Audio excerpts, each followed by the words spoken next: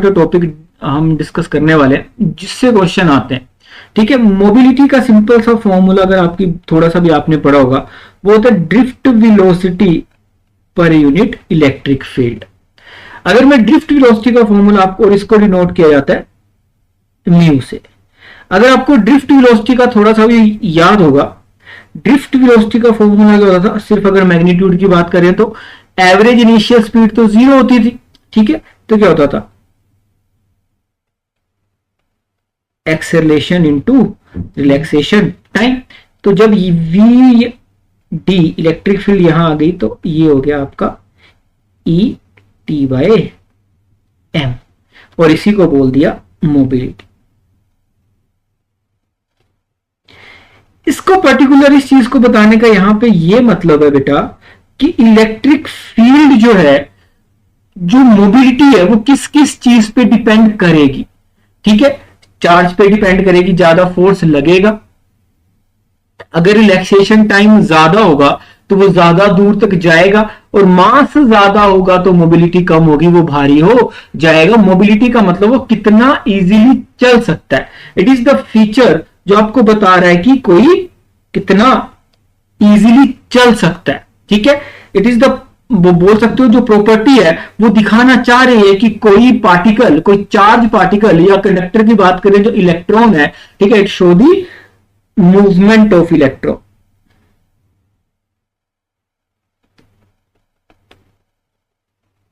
कितना इजीली वो चल सकता है किसी पर्टिकुलर कंडक्टर में, उसको बोला मोबिलिटी। ठीक है जी, सिंपल सा टॉपिक, फॉर्मूला याद अभी मतलब रखना और थोड़ी सी अंडरस्टैंडिंग होनी चाहिए बस। ठीक है जी, नेक्स्ट आता है आपका लिमिटेशंस ऑफ ओम्स लॉ। ठीक है, अब तक जो तुमने पढ़ा, ओम्स लॉ ने क्या बोला कि जैसे जैसे पोटेंशियल डिफरेंस इंक्रीज होगा, पैरेलली क्या होगा, जो अभी करंट है वो भी इंक्रीज होगा, और जो V बाई आई का रेशियो आएगा वो रेजिस्टेंस के बराबर आएगा। अगर सिंपल टर्म में बात करें, ओम्स लॉ ने बोला क्या, Ohm's law set, Ohm's law set कि हमेशा ऐसा ही होगा, हमेशा ऐसे होगा, ये V ये I, ठीक है, और ये आपका हमेशा स्ट्रेट लाइन आने वाली है। ठीक है, लेकिन ये बोला जो ओम्स लॉ है वो हमेशा वैलिड नहीं है, ये बहुत ही कम रेंज के लिए वैलिड है। हाँ, V is equal to I R आपको अपनी बुक में अच्छे से पढ़ना है, जो भी सोल्व करनी है चीजें, जो भी सर्किट सोल्व करना है वो V is equal to I R से ही करना है। ये ओम्स लॉ है, ये ओम्स लॉ का सिंपल सा ग्राफ है। ठीक है, सब बातें समझ में आती है, लेकिन हमेशा जो ओम लॉ है वो वैलिड नहीं है। ठीक है, बहुत सारे सिंपल एग्जांपल है, उसके एक एक करके बात करते हैं। ठीक है, सिर्फ अभी थ्योरी फॉर्म में आपको थोड़ा सा पता होना चाहिए। Ohm's law works for many material but there are cases where the proportionality between voltage and current does not hold. जो मैंने बताया स्ट्रेट लाइन जो है वो हमेशा होल्ड करती नहीं है। क्या क्या डेविएशंस है, non linearity of voltage being proportional to current. ठीक है, ये हमेशा सही नहीं है। मतलब अगर एक केस की बात करते हैं तो जो वोल्टेज और करंट है वो हमेशा ऐसा ही होगा, इसकी कोई गारंटी नहीं है। कभी कभी कुछ ऐसा भी हो सकता है, कभी कभी कुछ ऐसा भी हो सकता है, मतलब वो डायरेक्टली प्रोपोर्शनल नहीं है। ठीक है, V और I कभी कभी कुछ कुछ मटेरियल्स के लिए ऐसा भी हो सकता है। ठीक है, जैसे आता है sign dependence for the same voltage magnitude reversing the voltage. जो चीज आपको आगे मिल रही है, अगर मैं वोल्टेज को चेंज कर दूं, मतलब नेगेटिव पोलैरिटी, और जैसे बोलने वाला अगर इलेक्ट्रिक फील्ड डायरेक्शन ऐसे है उसको मैं उल्टी कर दूं, अगर मैं इलेक्ट्रिक फील्ड की डायरेक्शन को उल्टी कर दूं तो सेम करंट नहीं मिलेगा। इसका एग्जांपल है जीनर डायोड। ठीक है, जो आप वहां पे पढ़ोगे सेमीकंडक्टर पे। लेकिन हमेशा याद रखना, रिवर्स वोल्टेज या फिर इलेक्ट्रिक फील्ड की डायरेक्शन को रिवर्स कर, फॉर एग्जांपल अगर मैंने 20 वोल्ट पे मेरे को करंट मिला, मान के चलो आपका 4 एम्पियर, लेकिन अगर मैं -20 वोल्ट पे लेके जाऊंगा तो मेरे को हमेशा -4 एम्पियर करंट नहीं मिलेगा, मेरे को कुछ 2, 1 या फिर कुछ ज्यादा भी मिल सकता है। ठीक है, थर्ड है आपका, एक वोल्टेज के लिए 2 करंट की वैल्यू हो सकती है, एक ही वोल्टेज पे 2 वैल्यू हो सकती है। ठीक है, क्या मेरी बात समझ में आई? ये है आपका जो ओम्स लॉ को फॉलो नहीं कर सकते। ठीक है। और जो ओम्स लॉ को फॉलो नहीं करते हैं उसके बारे में हम बहुत थोड़ी बहुत बात करते हैं आपका सेमीकंडक्टर डिवाइसेस में, ठीक है। बट ये थ्योरी आपको थोड़ी सी पता होनी चाहिए, मैंने थ्योरी फॉर्म में ही लिखा है। अंडरस्टैंडिंग है कि स्ट्रेट लाइन नहीं बननी चाहिए, जो ओम्स लॉ आपको आज तक बताता आ रहा है कि V इक्वल टू IR होता है, लेकिन ये बहुत ही कम रेंज के लिए होता है, हर मटेरियल पे एप्लीकेबल नहीं होता है बेटा, ठीक है। तो मेरी बात समझ में आई। आगे चलते हैं, आगे चलते हैं। Temperature dependence of resistivity, temperature dependence of आपका रेजिस्टिविटी, ठीक है। सबसे पहले तो एक फॉर्मूला आपकी बुक में लिखा है, ज्यादा परेशान नहीं होना है, ठीक है। Resistivity at particular temperature, resistivity at particular temperature is equal to resistivity at room temperature या simple temperature 1 plus alpha into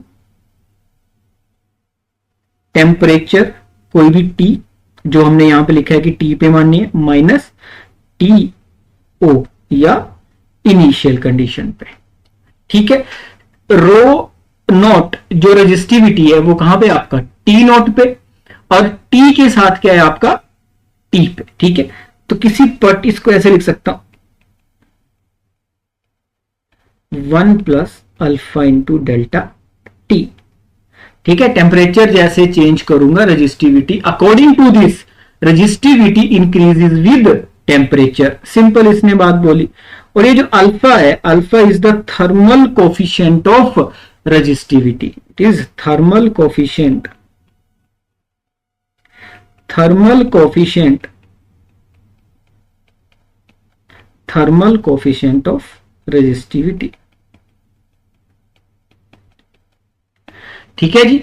ये पॉजिटिव ही होता है मैक्सिमम, जो अभी कंडक्टर्स होते हैं कंडक्टर्स के लिए पॉजिटिव होता है, हाँ। लेकिन ये जो रिलेशन है बेटा, ये बहुत ही कम टेम्परेचर रेंज के लिए होल्ड करता है। आपको इतना याद रखना है कि रेजिस्टिविटी इंक्रीज होती है टेम्परेचर के साथ फॉर कंडक्टर्स, ठीक है, फॉर कंडक्टर्स। सेम केस होता है आपका रेजिस्टेंस के साथ, ठीक है। इसको थोड़ा सा अभी समझते हैं। यहां पे अगर रेजिस्टेंस का फॉर्मूला, यहां पे 3 केस है, ठीक है। ये फॉर्मूला तो आपको याद रखना ही, ये फॉर्मूला तो आपको मस्ट है कि याद रखना ही रखना है। फिर भी मैं 3 केस आपको अभी मतलब समझाता हूं। 3 केस हो सकते हैं, या 2 basically, conductors and semi conductor, conductors, insulators and semi conductor.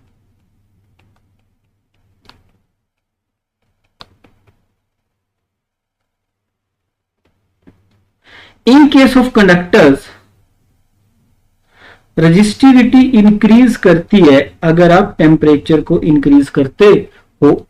In case of insulators resistivity decrease करती है अगर आप टेम्परेचर को इंक्रीज करते हो। सेमीकंडक्टर में भी समवट सेम ही केस है, रेजिस्टिविटी डिक्रीज करती है अगर आप टेम्परेचर को इंक्रीज करते हो। ये भी आपको पता होना चाहिए। अगर मैं थोड़ी सी बात आपको सिखाऊं बच्चे, थोड़ा सा मैं समझाने की कोशिश करता हूं। अगर आपको याद होगा एक फॉर्मूला, रेजिस्टिविटी का फॉर्मूला हमने निकाला था m into e square n into tau, ठीक है जी। When temperature increase for conductors की बात करते हैं ना, when temperature increase for conductors की बात कर रहे हैं अभी हमें ना, when temperature increase tau decrease. Tau decrease क्यों होगा? क्योंकि जब टेम्परेचर बढ़ेगा तो जो इलेक्ट्रॉन्स है वो ज्यादा फास्ट स्पीड से जाएंगे और दूसरे इलेक्ट्रॉन से कोलाइड करेंगे, तो जो रिलैक्सेशन टाइम है वो कम होगा। जब रिलैक्सेशन टाइम क्या होगा? कम होगा। तो जो रिलैक्सेशन टाइम कम होगा तो सिंपल सी बात है रेजिस्टिविटी बढ़ जाएगी, ठीक है जी। अब अगले 2 केसेस में क्या होता है, इन 2 केसेस की बात करूं तो व्हेन टेम्परेचर इंक्रीज, ऑब्वियस सी बात है टाउ कम होगा, ज्यादा फास्ट हो जाएंगे। But here the number of electrons per unit volume increase. आपको पता है कि इंसुलेटर सेमीकंडक्टर में ज्यादा इलेक्ट्रॉन जो होते हैं वो अभी फ्री होते ही नहीं, तो टेम्परेचर इंक्रीज करते ही n नंबर बढ़ जाएगा, और जब n नंबर बढ़ेगा तो क्या होगा? रेजिस्टिविटी कम होगी। तो सेकंड केस में free electrons per unit volume dominate करते हैं, and in case of conductors the relaxation time tau dominates. ठीक है, तो टाउ बढ़ेगा, ठीक है, टाउ कम होगा तो रो बढ़ेगा, और सेकंड केस में एन बढ़ेगा और आपका रो कम होगा। मतलब इजीली आपका बोल सकते हो जो कंडक्टिविटी है वो इंक्रीज होगी। ठीक है, क्या मेरी बात समझ में आई? बस जो मैंने यहां पे बताया ये फॉर्मूला ऊपर rho naught plus 1 plus alpha T आपको पता होना चाहिए। थर्मल कोफिशिएंट ऑफ रेजिस्टिविटी के बारे में हमने बात करी यहां पे। ठीक है जी, बस फिर क्या था जो यहां पे मैंने बताया, जो मैंने आपको थ्योरी बताई वही यहां पे लिखी हुई है। ठीक है, टेम्परेचर डिपेंडेंस ऑफ रेजिस्टिविटी। ठीक, अब आते हैं अपने क्वेश्चन पे। क्वेश्चन है an electric toaster uses nichrome for heating element when a negligibly small current passes through it. Its resistance at room temperature is found to be this. When the toaster is connected to 230 supply, the current settles after a few seconds to a steady value of this. What is the steady temperature of nichrome element? The temperature coefficient of resistance of nichrome averaged over the temperature is involved. सब कुछ इन्होंने दे रखा है। ठीक है, अगर फॉर्मूले से कंपेयर करूं मैं तो आर नोट सॉरी अभी रेजिस्टेंस की बात की है। ठीक है, और जो रेजिस्टेंस का रिलेशन होता है वो भी सेम होता है, क्योंकि एल बाई ए से अगर मैं दोनों तरफ अगर इस फॉर्मूले को मैं और थोड़ा सा अभी डेवलप करता हूं, अगर मैं दोनों तरफ एल बाई ए से मल्टीप्लाई कर देता हूं तो फॉर्मूला क्या बन जाएगा? अगर मैं यहां पे अगर देखो, अगर मैं यहां से एल बाई ए से मल्टीप्लाई कर देता हूं, यहां भी एल बाई ए से मल्टीप्लाई कर देता हूं, तो फॉर्मूला क्या बन जाएगा? R at particular temperature is equal to R naught 1 plus alpha this. तो आपका ये रेजिस्टेंस के लिए भी वैलिड है, रो की जगह सिर्फ आपको रेजिस्टेंस लिखना है। ठीक है, क्योंकि रेजिस्टेंस भी इंक्रीज होती है। ठीक है, यहाँ पे जो भी डायमेंशन है उसके वेरिएशन का टेम्परेचर के साथ ज्यादा कोई बात करते नहीं है, लेकिन होता तो है, लेकिन ज्यादा बात करते नहीं है। ठीक है जी, अगर यहां पे बात करें बेटा हम आर नॉट की बात करें तो आर स्टार्टिंग में कितना दिया है? एट 75.3 ओम, और वहीं पे टेम्परेचर दिया है 27 डिग्री सेल्सियस। ठीक है, केल्विन में भी इसको ये कर सकते हैं। ठीक है, और जब टेम्परेचर पूछा है आपका, जब वो स्टडी स्टेट में आ जाता है तो उसके लिए आर निकालने के लिए क्या करना पड़ेगा? एट पर्टिकुलर टेम्परेचर पे बोला कि वोल्टेज डिवाइड बाय, अच्छा आर दिया तो voltage divide by current 230 divide by 2.68। I think इसकी वैल्यू समथिंग आएगी 85.8। हाँ, 85.8 ओम, 85.8 ओम इसकी वैल्यू आएगी। सिंपल कट किया है। ठीक है, कैसे भी कर सकते हो आप। अब अगर फॉर्मूले में डायरेक्टली मैं लिखूं R is equal to R naught 1 plus alpha delta T, T आपको निकालना है, वो आपको पहले से दिया 27 डिग्री सेल्सियस पहले से दिया है। अब यहाँ पे आपको सिंपल टी निकालना है। अल्फा भी आपको आई थिंक दिया 1.70 इंटू 10⁻⁴। मैं सिंपल वैल्यू पुट करूंगा। आर नोट की वैल्यू कितनी है?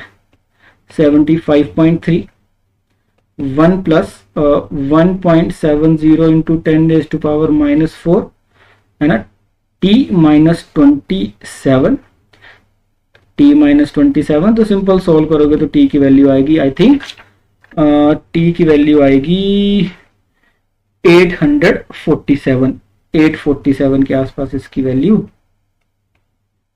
आएगी। सिंपल है, ज्यादा कुछ परेशान नहीं होना, सिंपल कैलकुलेशंस है। ठीक है, आंसर बस मेरा कंसेप्चुअल क्लैरिटी सिखाना काम है। सिंपल प्लस माइनस जब तक खुद से नहीं करोगे एग्जाम में नहीं होगा। ठीक है, अच्छे से करना। सिंपल पहले 1 पॉइंट उसको रेजिस्टेंस आर नोट को यहां पे ले आए। ठीक है, या फिर अंदर मल्टीप्लाई कर दोगे, क्योंकि आर की वैल्यू आपको पहले से पता है, आर भी पता है। ठीक है, तो यहाँ पे लेके सिंपल उसको अभी कैलकुलेशन करना है। आर की वैल्यू पुट कर दोगे जो हमने निकाली आई थिंक 85.8, और सिंपल आपका आंसर आने लगेगा। ठीक है जी, नेक्स्ट आता है आपका the resistance of platinum wire of a platinum resistance thermometer at a ice point मतलब 0 डिग्री पे दिया है 5 ohm, and the steam point 100 degree पे दिया है this. When the thermometer is inserted in a hot bath, the resistance of the platinum wire is found this. Assuming the resistance varies linearly with temperature, calculate the temperature of the hot bath। Simple सी बात है, formula हमारे पास एक है, दोनों में common क्या है, दोनों में आपका I think coefficient of thermal coefficient of resistivity को अभी आपका कॉमन है। अगर मैं फर्स्ट केस में लिखूं the resistance of a platinum wire thermal at ice point, ice point पे अगर मैं फॉर्मूला लिखूं तो आर नॉट की वैल्यू कितनी, आर अगर मैं लिखूं, आर मान के चलो यहां पे आ गया, उस पे रिलेशन मेरे को पता है, और आया आपका 5.23 है, ठीक है 5.23। आर नॉट की बात मैं करता हूं तो 5, 1 को तो 1 ही लिखूंगा, अल्फा मुझे पता नहीं है, लेकिन अभी डेल्टा टी कितना है 100 माइनस 0 मतलब 100। दूसरे केस में बात करता हूं मैं 5.795, आर नॉट अगेन मैं 0 पे लिखता हूं 5, ठीक है जी 1 अल्फा, और यहां पे टेम्परेचर मेरे को निकालना है तो T माइनस 0 मतलब T, ठीक है। तो यहां पे दो वेरिएबल, दो अननोन, तो मैं क्या करता हूं दोनों में अल्फा की वैल्यू, मतलब मेरे को T चाहिए ना, टेम्परेचर चाहिए, अल्फा तो यहां पे दिया ही नहीं है, तो मैं क्या करता हूं सिंपली अल्फा निकाल लेता हूं, मैं दोनों केसेस में दोनों को इक्वेट करूंगा, आंसर मेरे को मिल जाएगा। तो पहले को अगर मैं करता हूं सॉल्व, ये इक्वेशन 1 है, इक्वेशन 2 है, पहली मैंने वाटर और आइस को लेकर अभी लिखी है, क्योंकि यही फॉर्मूला आपको है, जो बुक में देख के कंफ्यूज होते हैं बच्चे कि ये कहां से आया, बिल्कुल अभी रट्टा ही मारना, बस इनको मैं सॉल्व कर रहा हूं, ठीक है। मैंने क्या किया, अंदर मल्टीप्लाई कर दिया इक्वेशन 1 में 5.23 is equal to 5 plus 500 alpha, ठीक है। दूसरी को भी कर दिया, यहां पे है 5.795 is equal to 5 plus alpha T. अब मैं 5 यहां पे ऊपर वाली में लाया, माइनस कर दिया, कितना है 0.23 divide by 500 is equal to alpha, है ना। इक्वेशन 1 को सॉल्व करके ये आया, इक्वेशन 1 को सॉल्व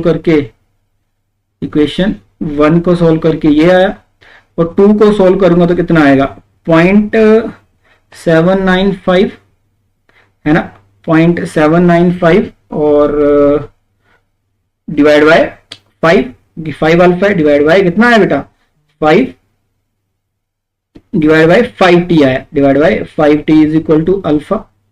सेकंड को सोल्व किया तो ये आया, अल्फा दोनों सेम है, दोनों को इक्वेट करोगे तो कितनी वैल्यू आई, दोनों को इक्वेट करोगे तो वैल्यू कितनी आएगी, दोनों को equate 0.23 divide by 500, 0.795 divide by 5t, I think 5t। तो इन दोनों को सॉल्व करोगे तो t की वैल्यू सिंपल आपको मिल जाएगी, आई थिंक इसकी वैल्यू आएगी 345.65 डिग्री सेल्सियस, ठीक है। सिंपल कैलकुलेशंस है, अल्फा दोनों में सेम है तो अल्फा को ही डायरेक्टली इक्वेट करना है, ठीक है, अल्फा को ही इक्वेट करना है, ठीक है जी।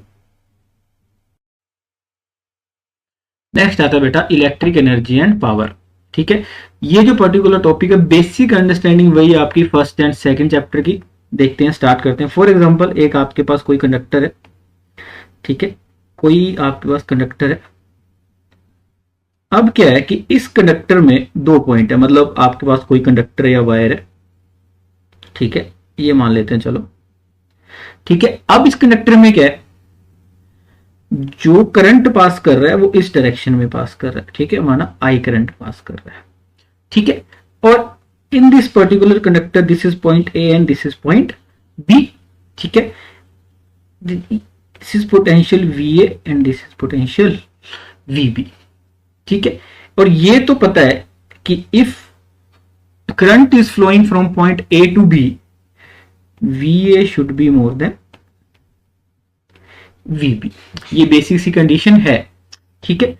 अब क्या फाइंड करना है, व्हाट इज दी, अगर कोई चार्ज पास कर रहा है, मान के चलो पर्टिकुलर टाइम पे क्यू चार्ज पास कर रहा है, ठीक है, क्यू चार्ज पास कर रहा है, तो what is the potential energy at A, ठीक है। ये हमने फाइंड किया था, पोटेंशियल एनर्जी एट ए क्या होगी, सिंपल सी बात है, वर्क डन बाय चार्ज, ठीक है। तो क्या होता था, Q into V A, and potential energy at B क्या होगा, potential energy at A and potential energy B क्या होगा, सिंपल है, सेम चार्ज है, क्यू इंटू वी बी। ठीक है, एंड नाउ अब change in potential energy, change in potential energy, final potential energy है ना माइनस इनिशियल पोटेंशियल एनर्जी। ठीक है, तो क्या हो गया ये आपका Q V B minus Q V A. क्या मैं ऐसा बोल सकता हूं, है ना, क्या मैं इसको ऐसे भी लिख सकता हूं, Q into V B minus V A, या Q इंटू डेल्टा वी मान लिया, चेंज इन पोटेंशियल। अब ये चेंज इन पोटेंशियल पॉजिटिव आएगा कि नेगेटिव आएगा, हमने बोला VA is greater than VB और ऐसा होता है, तो ये वाली जो टर्म आएगी बेटा ये क्या आएगी, नेगेटिव आएगी।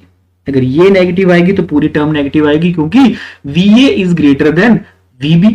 ठीक है, तो जब Q एंटर हुआ, जब A पॉइंट पे था तो ज्यादा आपकी एनर्जी थी, और जब B पॉइंट पे गया तो क्या हो गई, एनर्जी कम होगी, मतलब पोटेंशियल एनर्जी कम होगी।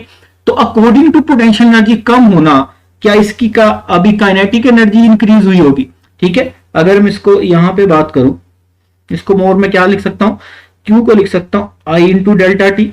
ठीक है, क्योंकि है ना चार्ज बाई टी क्या होता है आपका करंट, और इसको मान लिया मैंने डेल्टा। ठीक है, ये क्या हुई आपका डिक्रीज इन पोटेंशियल एनर्जी, ये क्या हुई आपका पोटेंशियल एनर्जी डिक्रीज हुई, किसके बराबर, इस नंबर के बराबर, है ना, डिक्रीज इन पोटेंशियल एनर्जी। ठीक है, तो चेंज इन पोटेंशियल एनर्जी, अगर एनर्जी कंजर्व है तो should be equal to change in kinetic energy. ठीक है, अगर पोटेंशियल एनर्जी कम हुई है तो किसके बराबर जाएगी वो, चेंज इन काइनेटिक, मतलब काइनेटिक एनर्जी इंक्रीज होनी चाहिए। मतलब जितनी पोटेंशियल एनर्जी हां अगर कम हुई है, क्योंकि according to conservation of energy जब वो बी पॉइंट से निकलेगा तो उसकी एनर्जी क्या अभी क्या होनी चाहिए, ज्यादा होनी चाहिए, लेकिन ऐसा होता नहीं है। इसकी क्योंकि काइनेटिक एनर्जी क्या होती है, कुछ भी वहां से होगा, लेकिन काइनेटिक एनर्जी क्या होती है, हाफ एम वी स्क्वायर, और वी क्या है बेटा, स्पीड, और वी अगर स्पीड है लेकिन इलेक्ट्रॉन की स्पीड तो हमेशा ए से बी तक सेम ही रहेगी, वो क्या होती है आपका वीडी। क्या होती है आपका वीडी, हमने खुद पढ़ा, वो क्या होती है आपकी ड्रिफ्ट वेलोसिटी, तो वी में कोई चेंज आता नहीं है। तो ये जो पोटेंशियल एनर्जी कम हुई है आई डेल्टा टी वी के बराबर। ठीक है, यहां पे मैं अभी लिख देता हूं, change in kinetic energy is equal to 0। ठीक है, अगर ऐसा हुआ so where does change in potential energy go, या फिर कहां गई change in potential energy. So change in potential energy कहां पे गई बेटा, चेंज इन पोटेंशियल एनर्जी ने क्या किया, change in potential energy waste हो गई। ठीक है, जब चेंज ऑफ पोटेंशियल एनर्जी, क्योंकि इतना तो समझ में आया कि पोटेंशियल एनर्जी चेंज तो पक्का हुई है, मतलब डिक्रीज तो हुई है, लेकिन काइनेटिक एनर्जी बढ़ी नहीं है। तो this change in potential energy converted into heat,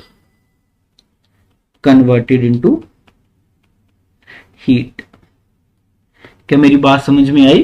ठीक है, हीट भी क्या एक एनर्जी की फॉर्म है, हाँ, लेकिन काइनेटिक एनर्जी नहीं बढ़ी। द कंजर्वेशन ऑफ एनर्जी जो मैकेनिकल एनर्जी का कंसेप्ट होता है, हाँ, टोटल एनर्जी तो कंजर्व रहेगी, वो किसी ना किसी फॉर्म में तो ट्रांसफर होगी, लेकिन काइनेटिक एनर्जी में ट्रांसफर नहीं हुई। तो वो किस चीज में कन्वर्ट हुई बेटा, वो किसमें हुई, हीट एनर्जी में। किसमें हुई, हीट एनर्जी में। तो चेंज इन एनर्जी आई हमारे पास I delta T into V, जो भी चेंज इन पोटेंशियल है, और E divide by delta E divide by delta T is equal to I into V. और एनर्जी डिवाइड बाय टाइम क्या होता है बेटा, अगर थोड़ा सा भी याद होगा किसी को, एनर्जी बाय टाइम होता है पावर। क्या होता है, पावर।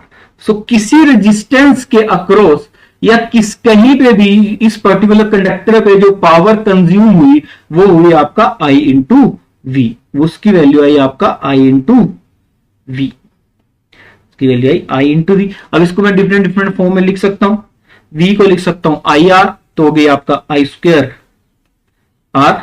ठीक है, और क्या लिख सकता हूं मैं, वी को लिख सकता हूं आई आर, और आई को लिख सकता हूं वी बाय आर, तो ये हो गई आपका वी स्क्वायर बाय ये डिफरेंट डिफरेंट फॉर्म में आप कैसे भी लिख सकते हो, लेकिन आप बेसिक अंडरस्टैंडिंग वही है। जो एनर्जी चेंज हो रही है, या फिर बोल सकते हो कि आपने पढ़ा होगा जो इलेक्ट्रिक बल्ब है वो हीट हो जाता है। क्यों हीट हो जाता है? क्योंकि पोटेंशियल एनर्जी डिक्रीज होती है और वो हीट की एनर्जी में डिफ्लेक्ट होती है, ठीक है, तभी वो चमकने लगता है। ठीक है, क्या मेरी बात समझ में आई? पावर का डेरिवेशन कैसे करना है पता होना है। तो अब तो कोई आपसे अभी तो कुछ भी पूछे कि इस पर्टिकुलर रेजिस्टेंस के अक्रॉस पावर क्या होगी, तो सिंपल आपका V निकालना है, I निकालना है, या इन तीनों में से कोई भी फॉर्मूला डायरेक्ट यूज कर सकते। लेकिन हाँ, एक बेसिक अंडरस्टैंडिंग होनी चाहिए कि ये सारी चीजें आई कहां से, ये सिस्टम शुरू हुआ कहां से। ठीक है, मेरी बात समझ में आई। अब इन्होंने एक और चीज बताई है कि जो टॉपिक है कि जो कनेक्टिंग वायर्स होती हैं उसमें कितना पावर लॉस होता है। फॉर एग्जांपल, ये कोई अभी मतलब कनेक्टिंग वायर है, इस कनेक्टिंग वायर में कोई रेजिस्टेंस है R मान लिया, इसके अक्रॉस पोटेंशियल V मान लिया, और वायर में जो करंट पास कर रहा है वो I मान लिया हमने। ठीक है जी, और ये जो वायर है इसकी रेजिस्टेंस मान लिया हमने RC। ठीक है, अब पहले तो बात करते हैं कि पावर कितनी होगी इस रेजिस्टेंस के अक्रॉस, कितनी पावर ये डिलीवर करेगा। तो P is equal to, simple सी बात है, V इंटू I, और I की वैल्यू अगर मैं यहां पे लिखूं तो सिंपल हो जाएगी P बाय V। सिंपल है। अब आपसे कोई पूछे कि पावर कितनी कंज्यूम होगी इस RC रेजिस्टेंस के अक्रॉस, ठीक है, तो वो कितनी होगी, उसको बोल दिया मैंने PC is equal to I square RC। ठीक है, I क्या, PC क्या है यहां पे, PC is basically the power consumed in transmission wire,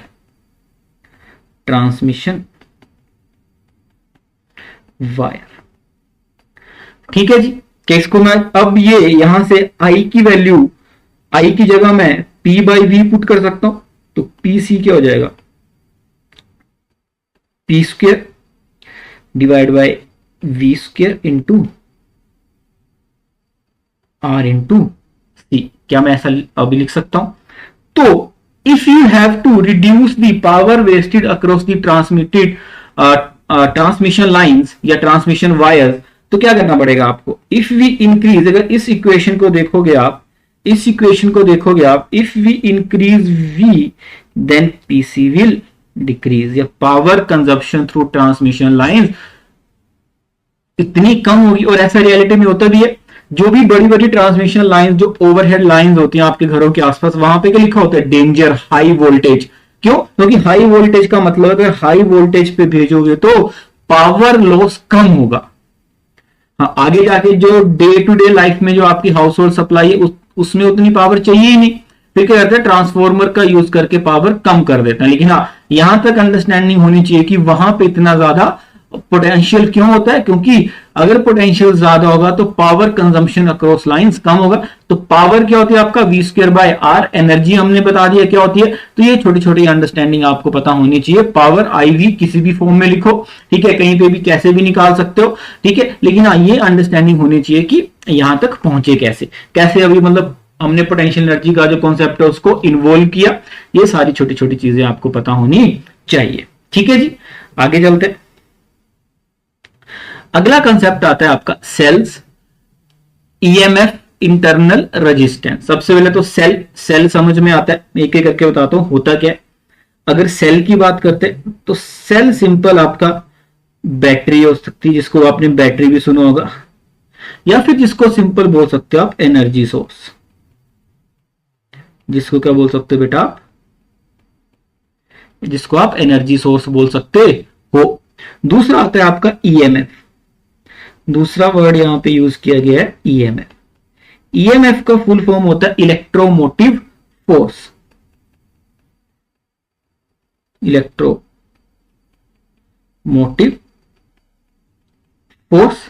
और जो रेजिस्टेंस है वो तो समझ में आता है कि यहां पे इंटरनल क्यों यूज किया गया है वो मैं बाद में बता दूंगा, लेकिन सेल और EMF, सेल तो अभी समझ में आ गया, ठीक है। जो EMF होता है वो भी एक आपका पोटेंशियल को दिखाने का तरीका है,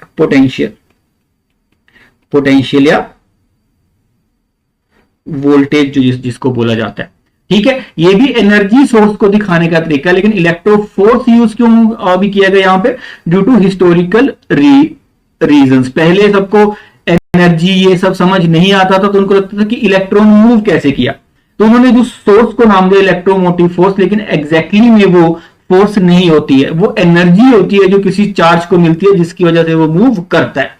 ठीक है, आप आने वाले चैप्टर में जब ईएमएफ इलेक्ट्रोमोटिव फोर्स वगैरह के चैप्टर पढ़ोगे वहां पे समझ में आएगा।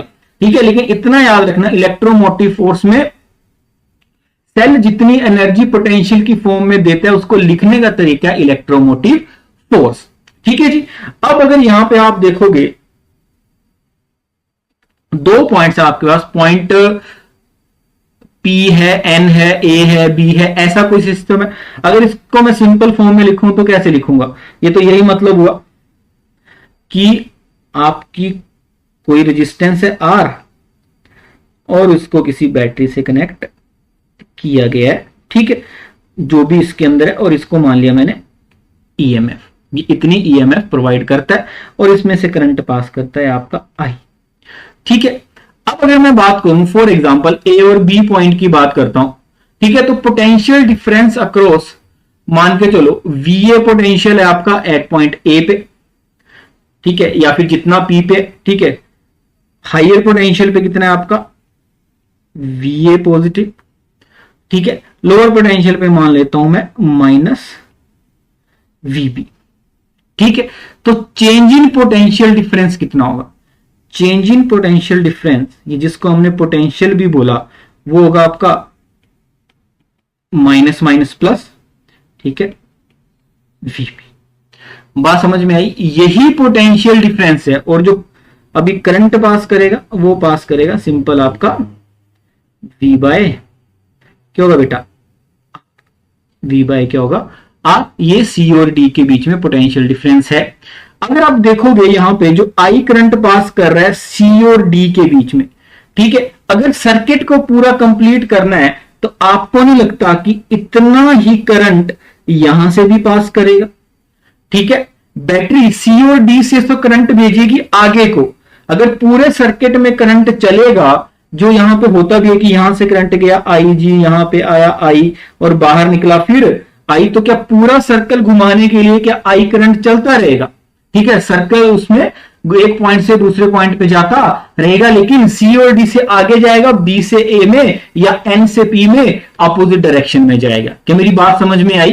ठीक है, तो बोलने का मतलब है कि ये जो बैटरी है जब इससे करंट पास करता है तो ये भी क्या करती है? कुछ रेजिस्टेंस प्रोवाइड करती है।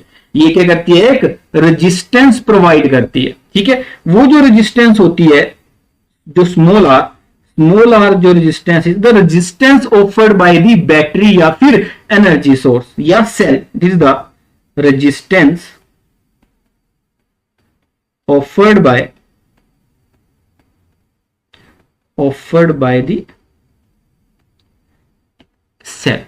सेल जितना रेजिस्टेंस ऑफर करेगा। अब ये जो ऊपर पोटेंशियल डिफरेंस है, इससे ज्यादा पोटेंशियल डिफरेंस हो नहीं सकता है, जिसको बोला हमने E या फिर EMF ऑफ दी बैटरी। यहां पे मैं लिख देता हूं E इज EMF ऑफ दी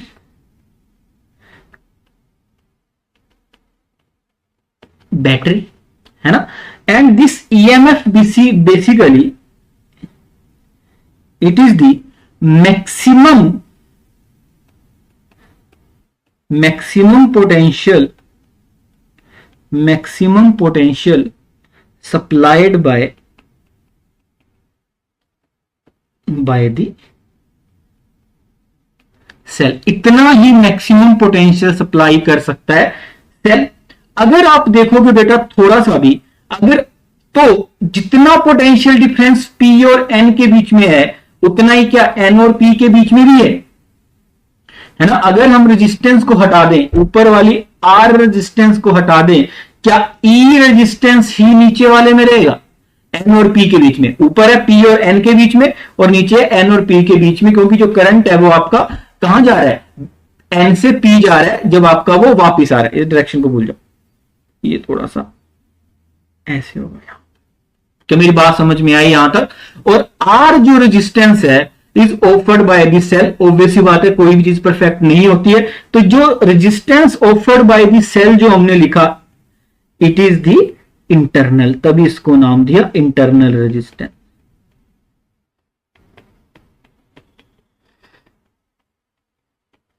क्या मेरी बात समझ में आई? बोलने का मतलब है जो बैटरी एनर्जी सप्लाई करेगी, जो पोटेंशियल सप्लाई करेगी, उसका कुछ हिस्सा खुद भी कंज्यूम कर लेगी। सिंपल सी बात है, इतनी बात समझ में आई? तो जो बैटरी के अगर आई करंट पास करेगा तो कितना पोटेंशियल कंज्यूम कर लेगी battery?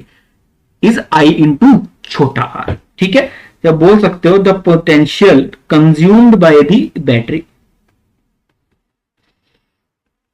Potential consumed by the cell या battery is equal to Ohm's law बोलता है आई इंटू आर।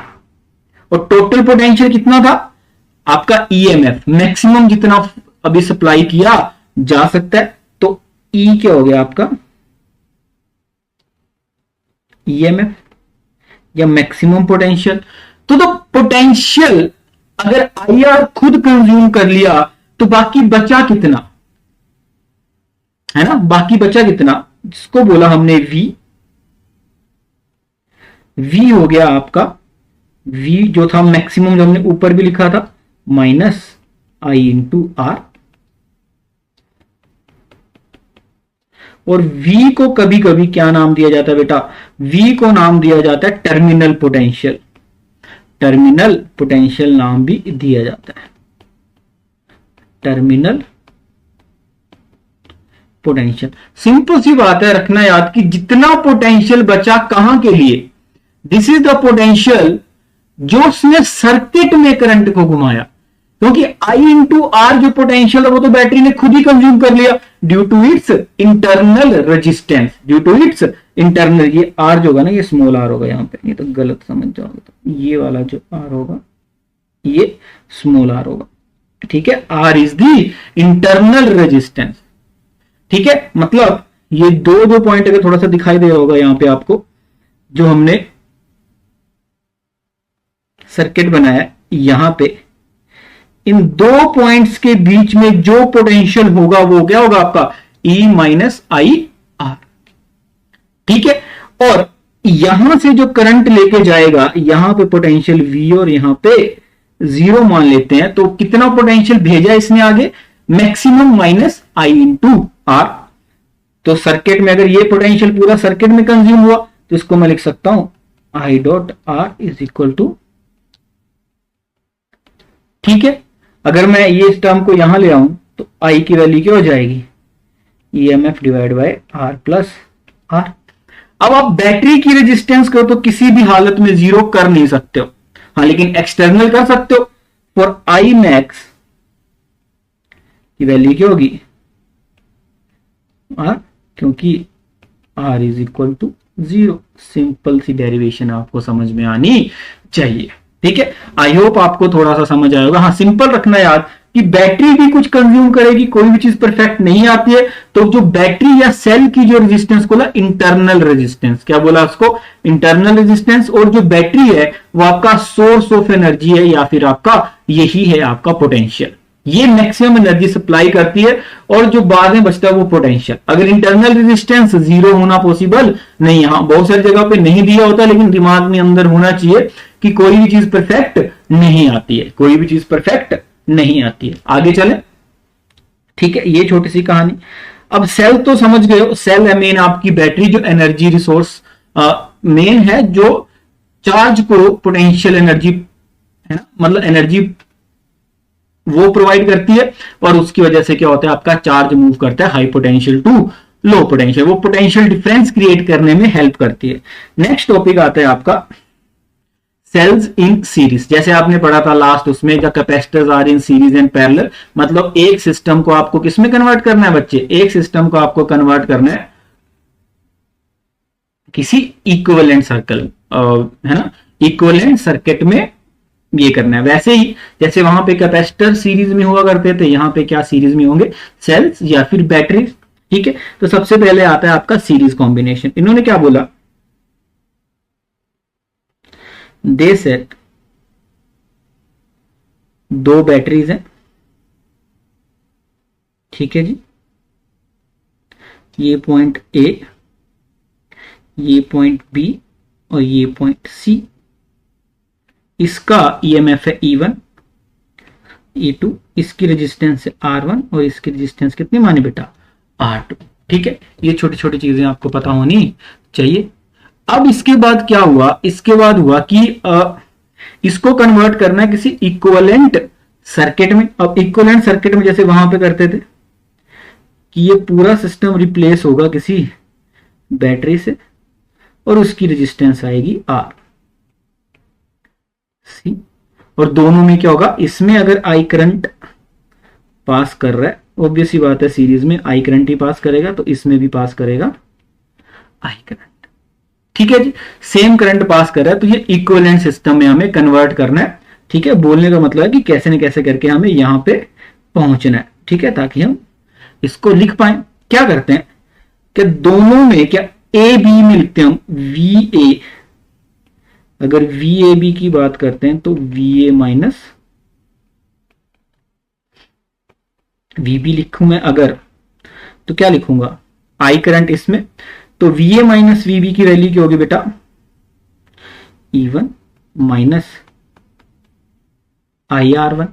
ठीक है, ऐसे मैं लिख सकता हूं क्योंकि V से A और B के बीच में ये पोटेंशियल इंटरनल है, मतलब पोटेंशियल से कितना बाहर जा रहा है पोटेंशियल। ठीक है, मतलब कितना पोटेंशियल डिफरेंस है बैटरी का माइनस वो जो अभी पोटेंशियल कंज्यूम कर रहा है। सेम मैं लिखता हूं VBC, तो इसमें भी लिख सकता हूं मैं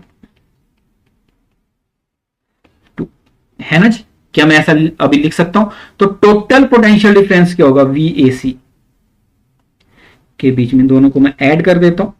ठीक है, VAB प्लस VBC, तो क्या आएगा 1 प्लस E2 माइनस आई बाहर निकाल लूं तो R1 प्लस R2।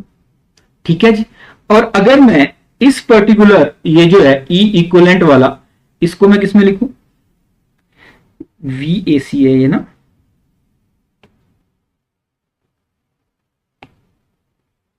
ये VAC है। अब मैं क्या करूं, इस E इक्विवेलेंट वाले में लिखूं। ठीक है, R इक्विवेलेंट वाले में अगर मैं लिखूं VAC इन सर्किट,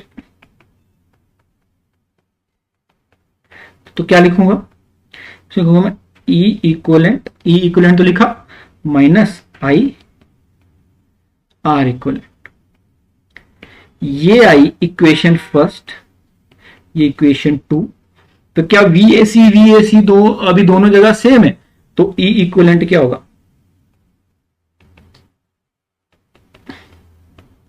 और R इक्विवेलेंट क्या होगा।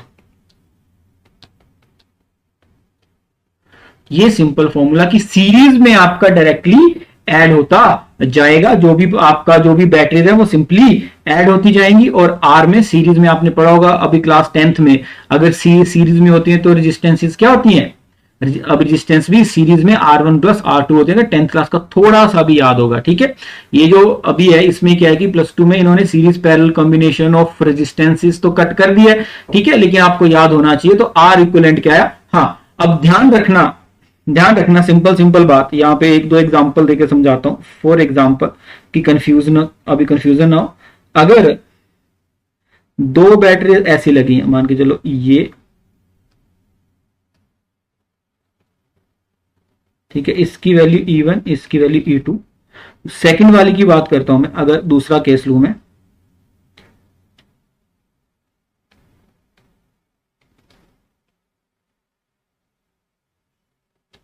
ये E1।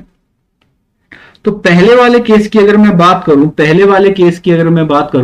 तो मेरे को बताओ कि पहले वाले केस में E इक्विवेलेंट क्या होगा। इस केस में E इक्विवेलेंट जो आप पढ़ते आए हो सिंपल E1 प्लस E2।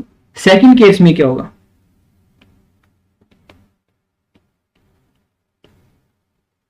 ऐसा क्यों, क्योंकि दोनों के सेल्स पहले क्या दोनों का एक ही डायरेक्शन में है, दूसरे में क्या है, ऑपोजिट। ध्यान रखना कि अगर नहीं समझ आए, ये भी इस डायरेक्शन में जो अभी करंट है उसको ले जाना चाहेगा, ये भी इस डायरेक्शन में, लेकिन दूसरे वाले में ये इस डायरेक्शन में ले जाना चाहेगा और ये इस डायरेक्शन में, ठीक है। और R1 R2 हमेशा सिंपली ऐड होंगे, इसमें कोई ये रहे नहीं है कि R1 माइनस R2 कर दिया, क्योंकि तो अभी रेजिस्टेंस तो सीरीज में रहेगी ना, दोनों केस में जो है आपका वो सीरीज के केस में ही रहेगी, ठीक है। क्या मेरी बात समझ में आई थोड़ी थोड़ी, ठीक है।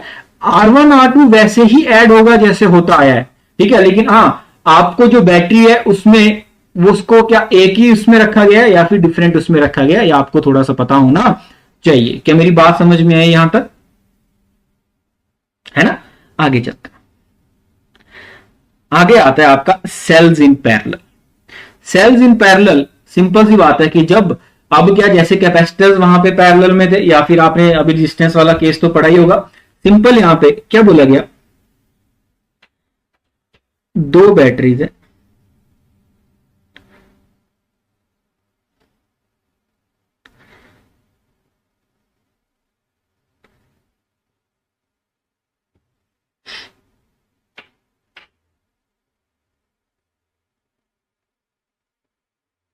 और ये कोई सर्किट है आपका, ठीक है। ये बैटरी है E1 ऊपर वाली, नीचे वाली बैटरी है E2, ठीक है। ये करंट ऑब्वियस ही बात है, मान के चलो I1 यहां से पास हो रहा है और यहां से पास हो रहा है I2, ठीक है। और सर्किट से जो करंट है वो पास हो रहा है I जा रहा है, और यहां से भी क्या आ रहा है, I करंट आ रहा है, ठीक है। इसको आपको किस में चेंज करना है, इसको चेंज करना है, अगर इसको बोलूं कि इसको कन्वर्ट करना है आपको ऐसे कॉम्बिनेशन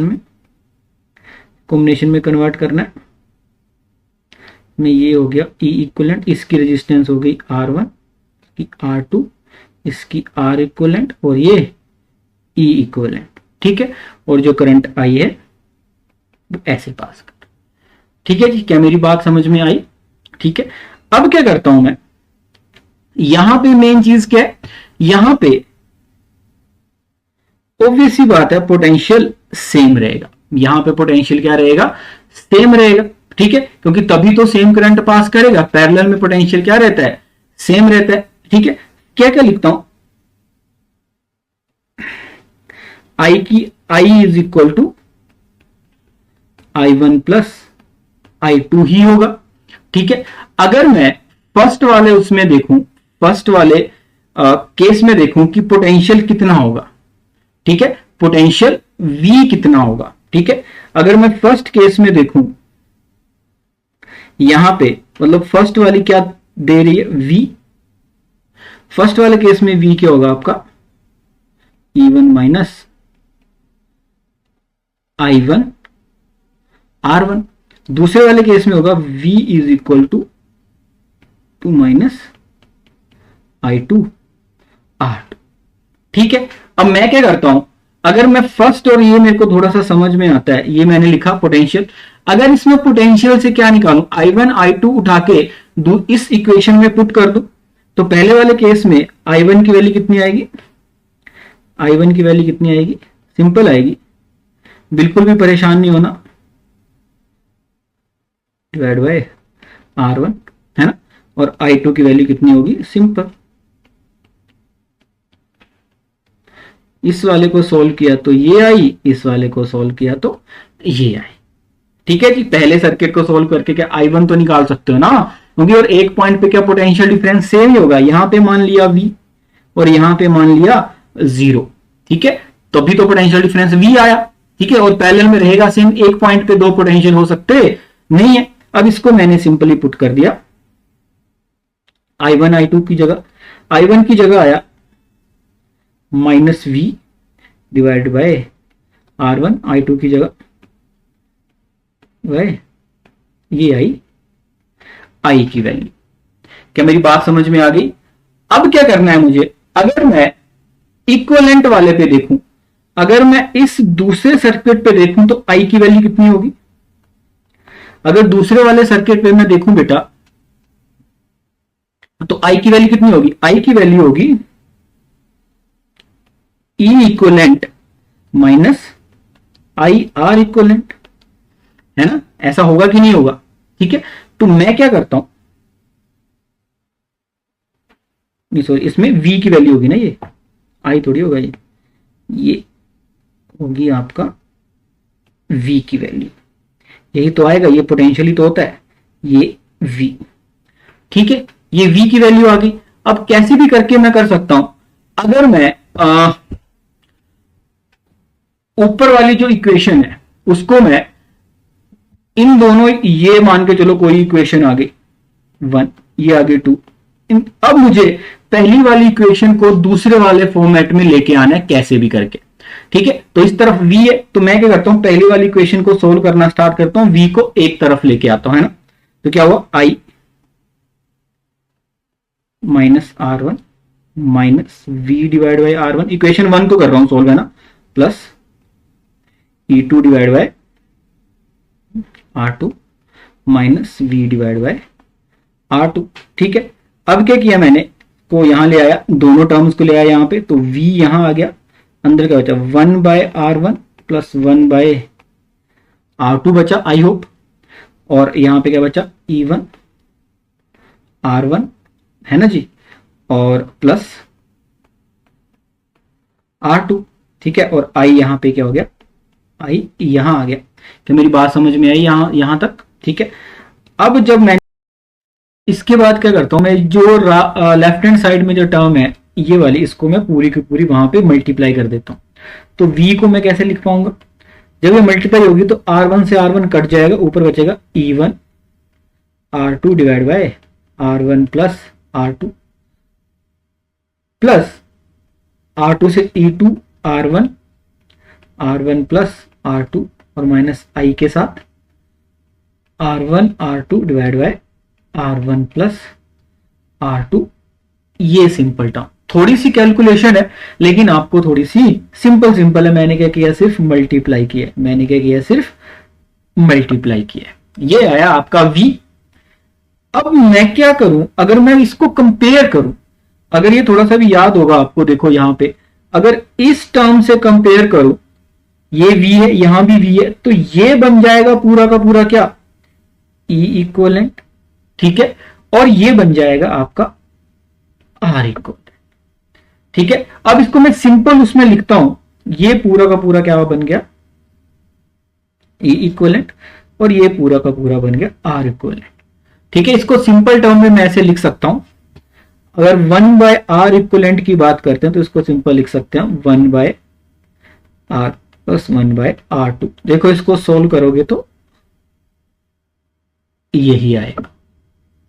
ठीक है, e इक्वलेंट की बात करते हैं तो e इक्वलेंट को सिंपल रखने के लिए क्या किया हमने, e equivalent by r equivalent करोगे, r इक्वलेंट क्या, जब इस पूरी टर्म से इसको डिवाइड करोगे, e इक्वलेंट जो हमने माना, तो आएगा आपका e1 bye r1 e2 bye r2। ऐसा क्यों किया, क्योंकि अगर n नंबर ऑफ बैटरीज होंगी तो क्या करेंगे हम, इसमें सिंपल ऐड करते चलेंगे 1 अप टू 1 बाय rn, और इसमें भी ऐड करते चलेंगे en बाय r, इसलिए लिखा।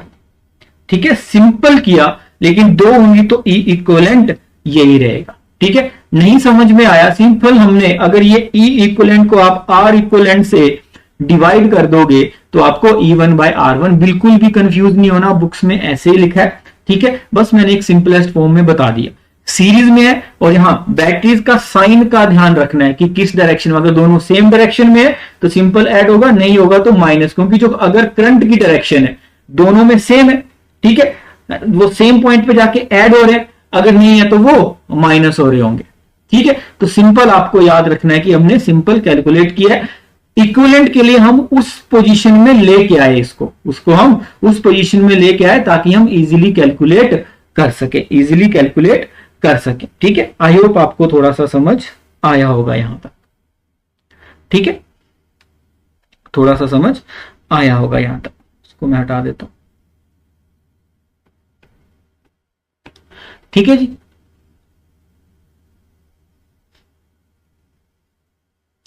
ठीक है, तो इतना काफी है आज के लिए, बाकी करेंगे नेक्स्ट लेक्चर में, ठीक है। थैंक यू सो मच, बाकी करेंगे नेक्स्ट लेक्चर में। Thank you so much.